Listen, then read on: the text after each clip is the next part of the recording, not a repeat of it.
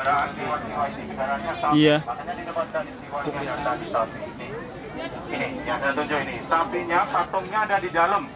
Ya, patungnya di dalam besar banget patung sapi. Makanya orang Hindu itu tidak makan daging sapi. Kalau kita untuk Idul Adha, bentar lagi Idul Adha ya. Ya, kemudian Wisnu kendaraannya Garuda, pas di depan dan di situ candi Garuda ini. Ya. Kemudian yang terakhir Brahma, kendaraannya angsa di sebelah sana, di depannya pas. Ya. Kemudian yang di atas itu kayak di Borobudur. Kalau di Borobudur namanya stupa, kalau Buddha. Kalau di Hindu namanya Ratna. Ratna itu bunga teratai yang letaknya terbalik, itu lambang kesucian. Kenapa Hindu dan Buddha ada hampir sama lambangnya? Karena Hindu dan Buddha itu ada kaitannya agama itu. Kaitannya apa? Dewa Wisnu. Dewa Wisnu ini dalam agama Hindu dia mempunyai 10 titisan atau inkarnasi. Tetapi yang sekarang terjadi baru 9. Titisan yang ke-9 dari Dewa Wisnu itu menjadi Buddha. Jadi agama Buddha itu datangnya dari Hindu, karena Buddha adalah titisan nomor 9 dari Dewa Wisnu. Kemudian yang ke-10 belum datang, nanti akan datang namanya Kalki. Tetapi kalau Kalki datang itu kiamat, akhir dari dunia. Kalau kita Imam Mahdi datang, Dajjal datang, kiamat.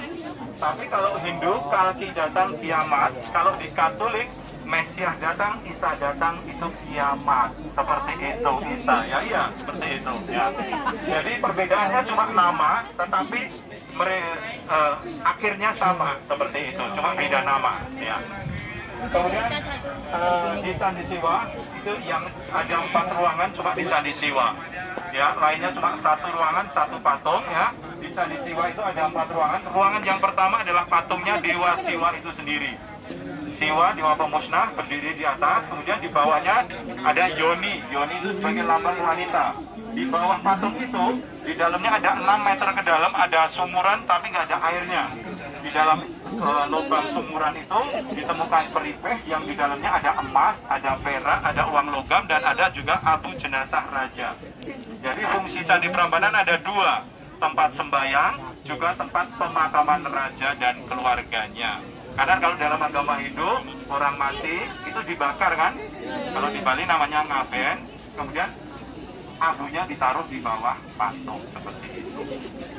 Kemudian ruangan yang kedua adalah Agastya. Agastya itu adalah titisannya Dewa Siwa, ya. Karena dia titisan Dewa Siwa, maka dia dipanggil Siwa, tapi Siwa Maha Guru, Siwa sebagai guru.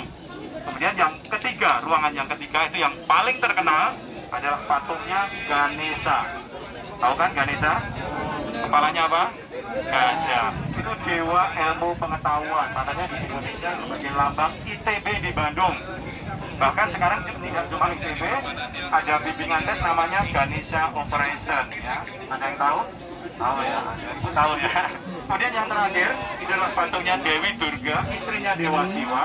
Itu yang dianggap patung Roro Jonggrang, seperti itu. Patungnya di dalam, di ruangan yang keempat. Padahal itu Roro Jonggrang itu nggak ada. Yang ada, yang benar cerita legenda itu nggak ada.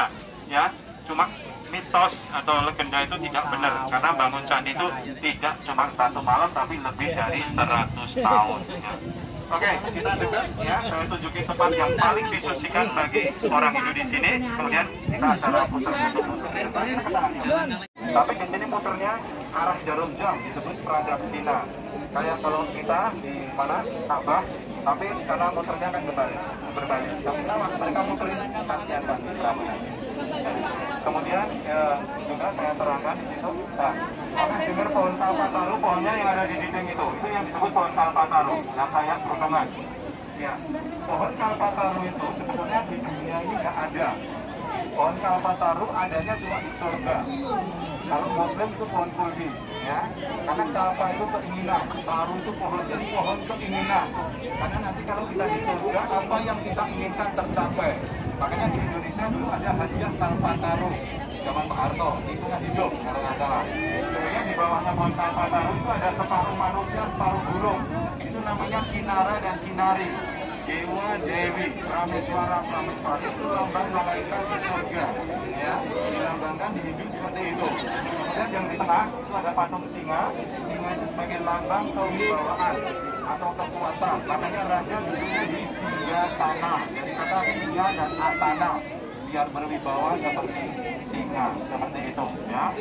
Oke, ini titik tengah Candi Prambanan, kemudian Candi Siwa, suksesnya sholat dan. Oke, sekarang kita mengarah ke belakang.